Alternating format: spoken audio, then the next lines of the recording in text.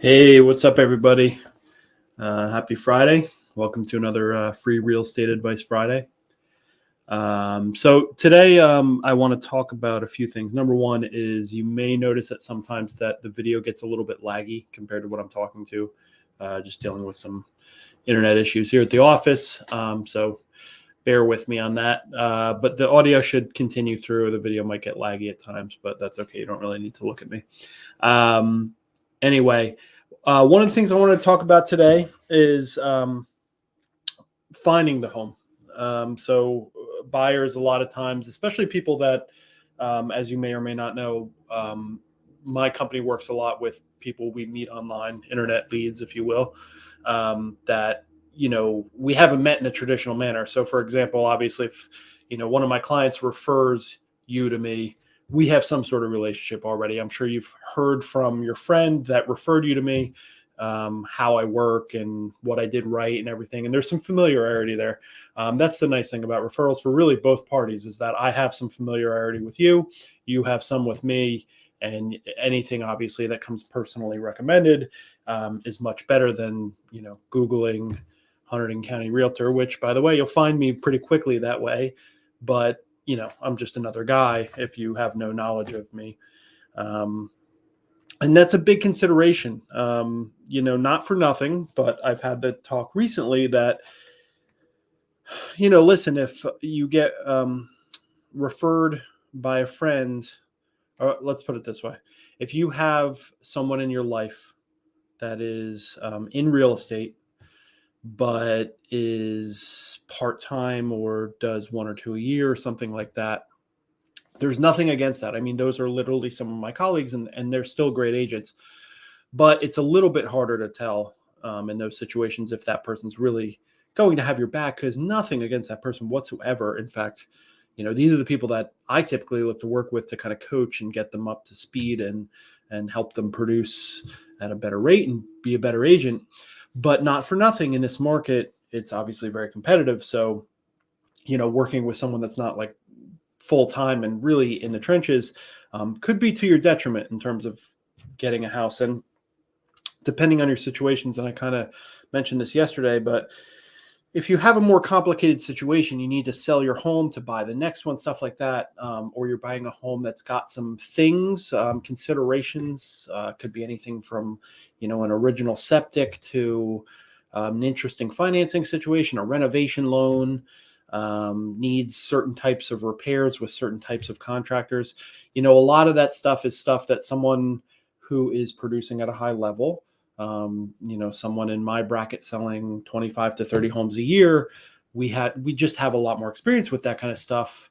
And I'm often getting calls from people in my office asking, hey, have you dealt with this before? And can you tell me a little bit about it? Well, of course I've dealt with it, and let me tell you about it.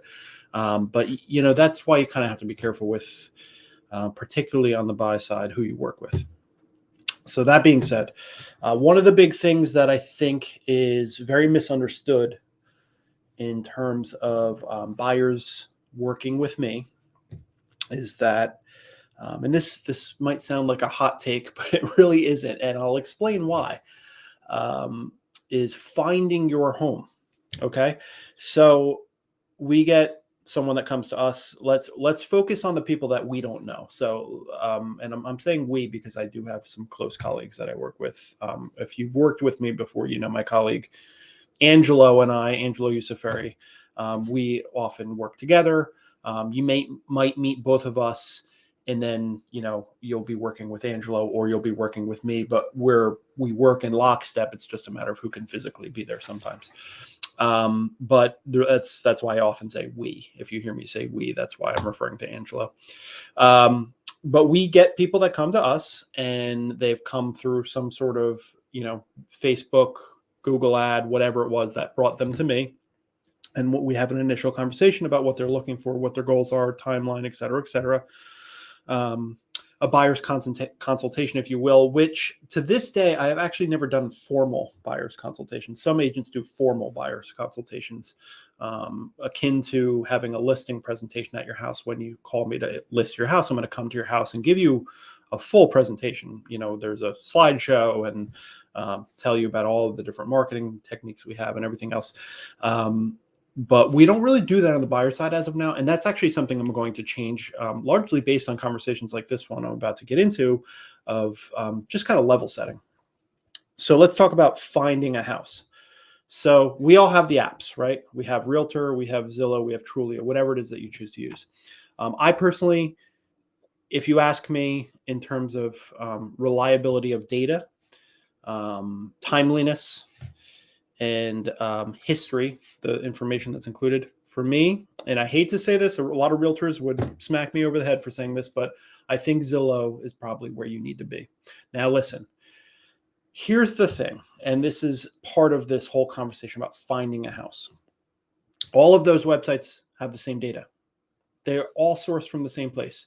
So Realtor, Trulia, Zillow. You don't have to search all three. They all come from the same place, literally, which is the multi-listing service that we subscribe to as realtors. We put the listing on the multi-listing service. It gets broadcast out to every single realtor so that everyone can have a fair shot at it. And then that's syndicated out to all these major sites. So you're not going to miss something by not looking at Trulia and looking at Zillow. Okay. Well, in this case, I believe Trulia is owned by Zillow. So that's definitely not the case. But let's say Realtor versus Zillow, two totally different entities. They have the same inventory. It's exactly the same. If you go on my website, 100andbornrealtor.com, you will see the exact same stuff. And not for nothing, but my website is actually pretty good and pretty timely. I think it actually beats some of the big sites out there in terms of getting that data posted. But that being said, Zillow is a fine option. So we'll just mention Zillow here on out as, your generic real estate app and website. I also like Zillow because their app is really easy to use. So people can look through the app. They can just text me what they see and what they want to see. And it's super easy. That's totally fine with me. But this act of finding a house. So I can help with that. Now, in years past, you want to go back 30, 40 years. The way this worked is you came to Clinton and you would meet me at my office and I would bring you a 3-ring binder with a bunch of pages with, photos, relatively, low quality photos compared to what is available to us now. And you would leaf through it one by one. And if you see one you like, you would get in my car, which we don't do that anymore, especially since COVID, but really we don't drive clients around anymore. There's various reasons for that. But back in the day, that was definitely what you did. You got in the realtor's car and you went to look at the house. Now, obviously, that's not the case. So the job of a realtor, in my opinion, just my opinion, is not to actually find you the house. And I'm going to offer a caveat to this at the end of this, but for the most part, the value of a realtor is not necessarily in finding you the house, because you can find it just as easily as I can. I don't have any sort of, despite what you've heard, I don't have any sort of extra avenues to find your house, with one caveat, and I'll get to that in a second. So for the most part, in the vast majority of cases, you and I are looking at the same data. You know what you want and you know what reverberates with you. So if you're one of my clients, and this is most of my clients, they're very proactively looking. You have saved searches on Zillow. You get daily emails. You just like to sit on the couch and peruse houses while you're looking because, house shopping is inherently at that stage fun. Kind of fantasizing about where you're going to end up and if this could work for you and what areas and checking prices. It's kind of, window shopping for houses is great. It's part of why I got into real estate. I just love houses. So that part, you and I can do the same thing. Now, you must understand this about a producing realtor like myself is I have a ton of clients. So I might only have, 4 or 5 deals going at the same time, but I also have another 25, 30, 40, 50 people that are looking for houses in various stages, everything from like they're just sniffing at it to we are just waiting to find the right house, but we are fully ready to go. So imagine if I have, 40 to 50 people doing that. It's very hard for me to offer you value in terms of actually locating the house for you. Now, Some people get turned off by this, and I do lose clients over it. And I will say that if you're not one of the people I just described, that you don't peruse Zillow and you don't look around and, you're very proactive on your own and texting me, hey, Craig, can we go look at this one? Because that's pretty typical. That's most of my clients. If you're not that person and that's a challenge for you, we do have measures in place to help you with that, but you just have to let me know. And again, this is part of why I'm moving to buyer's consultations, because one of the questions I would like to ask my buyers up front is, are you comfortable finding the home on your own and then kind of communicating with me throughout, hey, Craig, this one looks really interesting. Can you look into it for me? Now, that's where my value starts to come in, because I can pretty quickly pull up the listing in my system, which offers a little additional information, same properties, but there's additional information, obviously, for the realtors. And I can say, hey, no, this looks like a great fit for what we've talked about. Let's go see it. Or I can say, oh, you know what? This one's in a flood zone, or this one's, cash only, or it's, bank owned. And here's the challenges that come with bank owned. Needs heavy renovations. We won't be able to move into it immediately. Stuff like that. So that's where I come in. That's where the value for a realtor starts, again, in my opinion. Now, if you're a realtor that has 2 or 3 clients at any given time, this narrative is very different, right? Because they can help you with the search. Honestly, for me, I don't know that if I were buying a house and I was not an agent, I don't know that I want my realtor constantly bouncing houses off me, knowing what I just told you is that I can see the houses too. I saw the new one that came on in Pittstown today. I saw it because I got an email from Zillow. It's in my price point. It's the right number of bedrooms. So be it. Now, what are the caveats of this? So really 2. One of these, particularly with Hunterdon County, obviously we get a lot of people, and this has increased over the past 2 years, of people coming to Hunterdon from out of the area. The reason that's significant is we have to have a conversation up front about what their goals are within Hunterdon. They might tell me I want to be in the North Hunterdon School District, or they might tell me I just need to be 20 minutes from Clinton, or they might tell me I need to be near 78, or they might tell me they must be within Reddington, because they have family there and they want to be walkable to Reddington. Any of those things, like that's a little bit different, because those are very specific needs, and I can kind of draw around what would work considering those needs. But we do get a lot of people that are a lot more open-minded than that. For example, one of the things I said was within 20 minutes of Clinton. Well, that's it's a number of towns that would satisfy that need. And the thing is that when people are setting up their Zillow searches and whatnot, they might not actually know that the town of Hampton or the town of Highbridge exists, or that it's a good place to move for their situation, or anything like that, or any number of questions can arise. Some areas in Hunterdon are just going to be too rural. And I kind of know that from talking to my clients, that this is probably not a good match for them. And then the opposite. Some people are moving to Hunterdon because they want the rural, and they're asking me about towns in, on West Street in Annandale with, half-acre lots.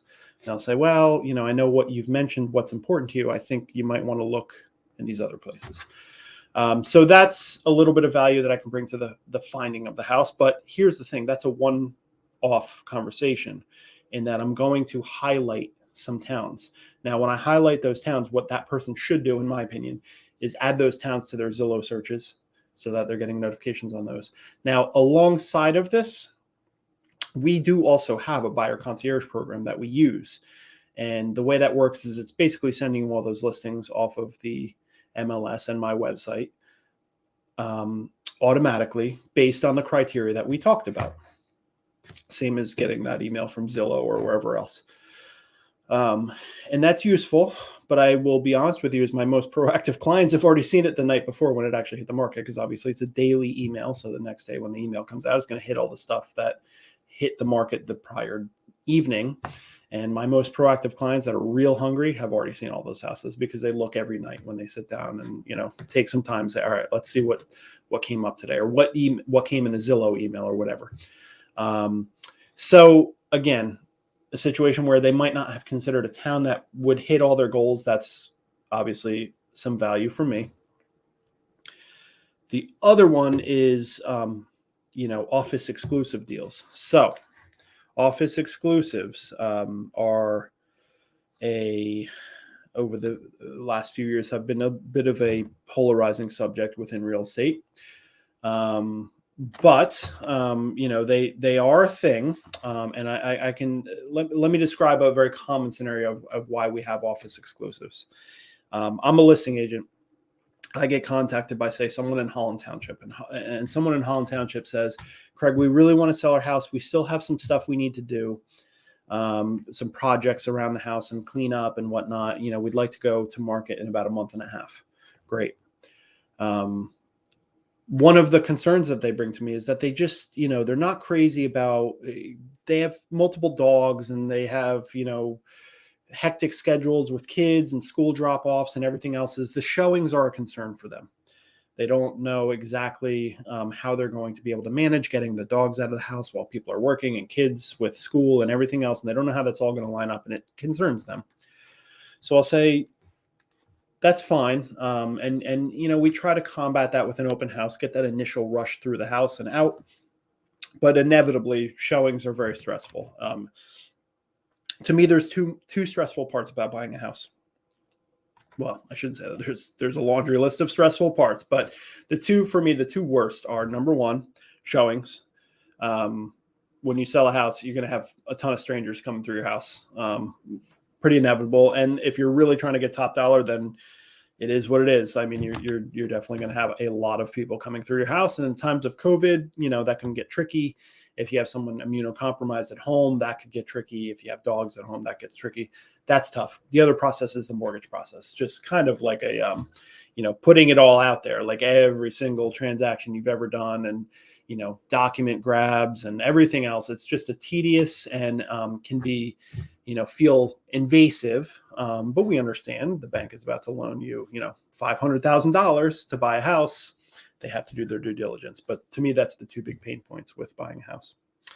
But anyway, the office exclusive is an opportunity within an office. And there's very specific rules around this, but at a high level, an office exclusive is the ability for these people that say, hey, you know what, we still have some projects to take care of and we're not crazy about showings. Okay, fine. So what I'm going to say is, before we list the house a month and a half from now, let's put you on an office exclusive. And what that means is I can take their listing and we have like internal, communication here at Keller Williams. So we have 160 agents, give or take.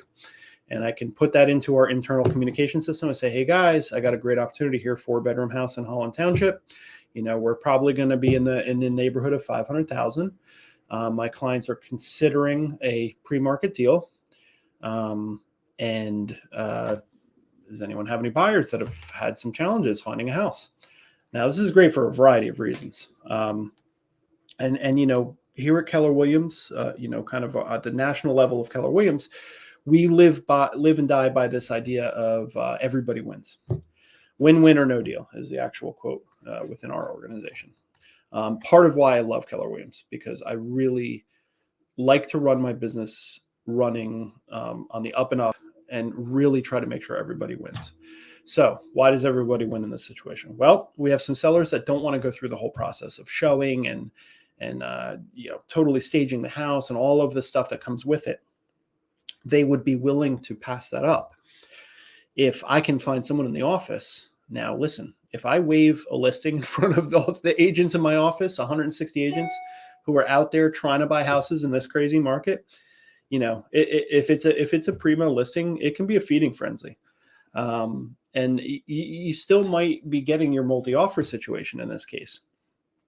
So what this gives us the right to do is, again, we are one of the larger brokerages in Hunterdon County. Don't quote me, but I believe we are the largest. And I get to wave this listing in front of everyone and say, hey guys, I got an opportunity coming up in Holland. Now, people within my office, nowhere else. I can't put it up on Facebook. I can't, there's very little I can do in terms of marketing it. In fact, I really can't market it. But within the office, my 160 agents that work with me get to say, hey, Craig, we'd like to take a look. We think we may have something for you. Now, for the seller, Couple benefits here is number one is they don't have to list their house. They don't have to go through that process of all these strangers marching through. At least they'll know that these are colleagues of mine. I've probably given them some sort of heads up about what the situation is. And hey, keep in mind, they haven't staged the house yet. There might be some laundry around. There's definitely still living there. They do have dogs, so please keep an open mind. And most agents will tell you, look, we get it. We're professionals. When I go to listing appointments with people, they're always like, oh, you know what? Give me a week to clean up. And I say, no. You don't have to clean up for me. I'm not buying the house. I'm a professional. I can look right past that clutter. We'll get you with my staging people. We'll get this all cleaned up. That's fine. Don't let that delay me coming in. So you have the ability to kind of show it with like a light staging. Obviously, you want to neaten up a little bit so it doesn't look crazy in there, but you don't have to go through the full process. So you got a bunch of people that are coming in with this in mind, this big thing in mind of, all right, well, they haven't staged the house yet, so we'll use our imaginations a little bit, but it's obviously a little bit easier. In addition to that, the way I always explain it to both my buyers and sellers that are considering this route, and I did one this year. And again, what's fun about this is it's still a win-win situation with what I'm about to describe is I have a seller with a house that they would like to sell. We've probably decided on a price at that point, and I've given the agents an idea of what that price might be, the eventual market price, the price that it will go live with. But then on the flip side of that, I have some buyers coming in that have probably struck out a few times. They're super excited that this thing has been dangled in front of them. Anytime you hear the word exclusive, it is what it is. I mean, it is inherently somewhat of an exclusive offering because you happen to be with an agent that's in my office, and I've given this opportunity for you to come look at it and maybe correct some of the challenges you've had over the past. Some of our buyers have been looking for 3 years and they just have struck out a few times because it's tough out there.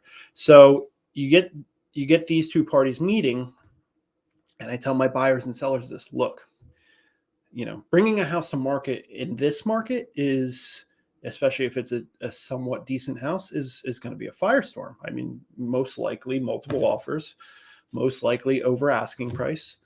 My last couple listings, my most recently sold listing, we didn't get a single. We had 9 offers, not a single one at asking price. Everything above. Now, nothing crazy, but needless to say, we were pretty confident in the price we picked, and we, did in fact get all offers that were over asking price. So what I say to my clients is, as buyers and sellers in an exclusive deal, is this has to be enough to incentivize my seller to get an offer that says, yes, this is in line with what we would expect if we went to market. We're getting paid a little bit of a premium because these people want the house. They don't want to go up against the entire market, and they're paying us a nice price. They're making a very strong offer so that we won't say, thanks for the offer, but we're going to take our chances with the market. When you're talking about premiums to buy a house like that, you're probably talking 5, 10, 15 grand. Very high level, general speaking here, and every situation is very different. But generally speaking, 5, 10, 15 grand, 5, 10, 15 grand, if you're using a 30-year mortgage, is, anywhere from, $10 to $35 a month difference on your mortgage. Like, it's minuscule. So, a lot of people think they think about like a $10,000 premium, and they think about, oh man, another $10,000. Like, you're thinking about it like a bundle of cash. My opinion, again, just my opinion, is that, if you splay that out over 15 years, sure, it's still $10,000. And if you add interest, it's more, obviously. But look at it this way. Is if I could tell you that, listen, I can get you the exact house you want, but it's going to cost you an additional $12 a month. Who's going to turn that deal down? And that's how you have to think about it when you're using a mortgage. Now, if you're using cash, that really is a bundle of $10,000. It literally is. However, if you're using cash, you have a little bit of an advantage there because the seller will be very happy to take your cash. No appraisal concerns, no waiting on the bank, no underwriting concerns, no issues of, are they going to actually get their loan? Are they going to, People do crazy things like buy cars while they're waiting to buy a house. And then all of a sudden, guess what? They're not qualified anymore. So a cash buyer takes away all those concerns for a seller.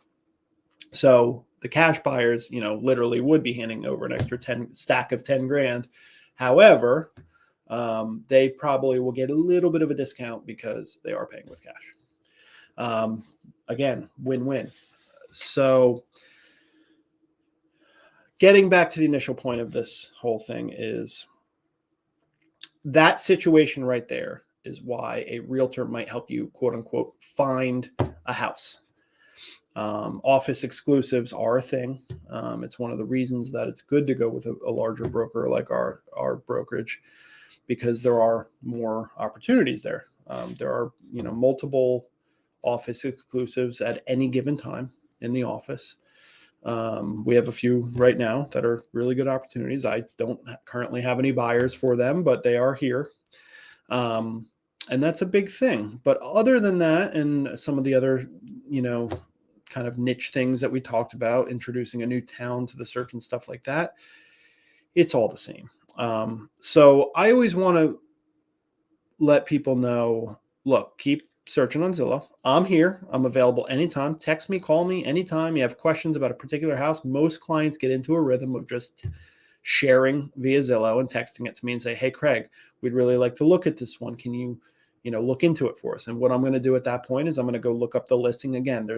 When I'm going to look up the listing that you sent me, I have access to my end of it. And there's additional information for the agent that then is information I'm probably going to pass back to you and say, hey, just so you know, this is a concern, or this looks great, let's go.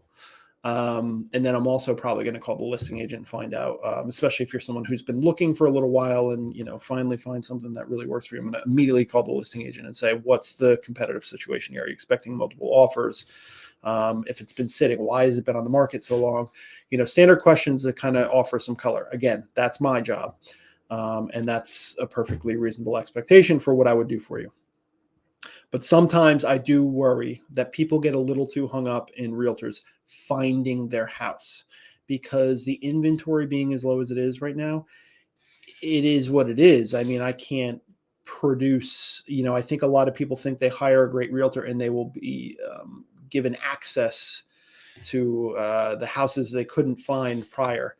And that's really not where the value of a realtor comes in. Again, in my opinion, the biggest value of a realtor is what happens after you find the house. Number one, getting it for you, being able to get an offer accepted. And then last but not least, getting you through that 60 days to close. There's a lot of things to be done, a lot of things to be negotiated, a lot of knowledge that has to be shared, a lot of, going to inspections and kind of talking about, what's a big deal and what's pretty standard. Some people hear that a septic system needs $6,000 in repairs and they panic. And I say, this is standard stuff. This is not going to be a problem. Most likely, most of the time it's not. $6,000 on a septic from the 80s is like, as standard as it gets in our industry. And it's generally, 95% of the time it's on the seller to fix that. So it's really a non-issue that a lot of people panic over. And, there's other stuff, mold remediation and, chimney inspection, stuff like that, where, sticker shock is the thing. So you look at you go to buy a house, you look at your inspection report and you see, oh my God, we need like, 12 grand in repairs here. Well, some of that you're going to be entitled to, and we will do our best to make sure that you get it. And that's me working with your attorney as well as you and your wants and the competitive situation. Again, always bringing in the context of like, listen, they have 12 backup offers. We're not going to beat them up over, the paint in the guest room, because they will just take one of the other offers. Or, listen, they've been very reasonable with us. They've acknowledged that they know that room's an issue. And I think it's best we just present them with, what we think would be fair. So again, that to me is the most value that a realtor offers in terms of finding a home. So, that's something I want to talk about. And the reason I want to talk about it is I'm actually shifting how I handle this in my own business, because I don't want, I have lost clients over this. And, I get it because I never explained it to them. And some people need the help. Some people are not as savvy with the apps and everything. They literally need help. The other thing that's very interesting about this is the people that aren't so savvy with this, they get into like the deep Google world.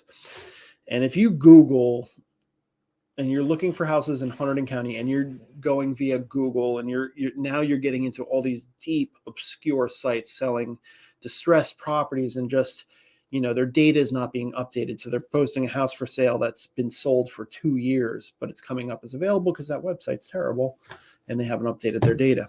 Very common scenario. So I start getting texts from people with all these like deep Googled options for houses that I say, guys, all right, so first of all, this house was sold 2 years ago.